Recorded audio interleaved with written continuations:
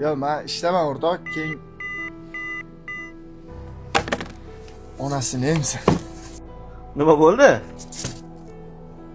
Charchadim. Nimadan charchading-chi? Nimadan charchading? Voy, 12 soat ishlama. Dam kunimni kutib charchadim. Oyligim qachon tushadi deb o'ylab charchadim. Yo, meni hayotim bir xil. Ish, uy, bir xil yashashim kerak. Yo, bolalarimga ham zo'r ota bo'la olotganim yo'q. Yo, mana mashina olgim keladi. Uyimni remont qilib yaxshi yashagim keladi meni ham. Yo, menda bir xil o'tish kerak hayotim. Og'aynilar, akalarim, uydagilar hayoting qanaqa yaxshimi deganda, hammasi zo'r menda deb aldab yashashdan charchadim. Tushunsanmi? Mana og'aynilarim dachaga ketishdi. Yo, men ishda bo'lishim kerak. Men olmalarni taxlashim kerak, men olmalarni. Qachongacha men odamlarga havas qilib yashayman, o'rtoq?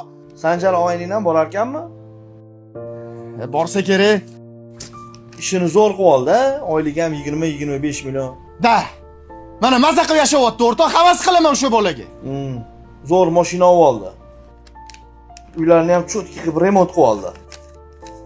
Lekin oilaviy sharoit qanaqaligini bilasam, xotini bilan ajrashdi. Buzuv chiqdi. Farzandini bir haftada bir marta zo'rg'a ko'radi. Adasini mazasi yo'q. Ikkita pochkalari ketgan. Har kuni qon almashtirishga banisaga yuguradi. Shuncha ish ko'rgandan keyin onasini ham mazasi qochadigan bo'lib qo'yadi. Lekin undan ham yaxshimisan deb so'rasang, hammasi zo'r deb aldaydi. Lekin sen aldamayapsan.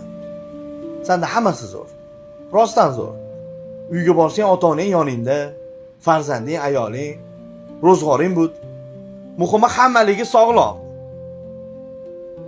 Sen o'zi gapirayotgan gapingni qara. Hali ham Sanjarga havasing kelyaptimi? Nolib qo'ydim, ha? O'zing olgan bo'lsang ish qil. Suvlarni tashiylik. To'sh.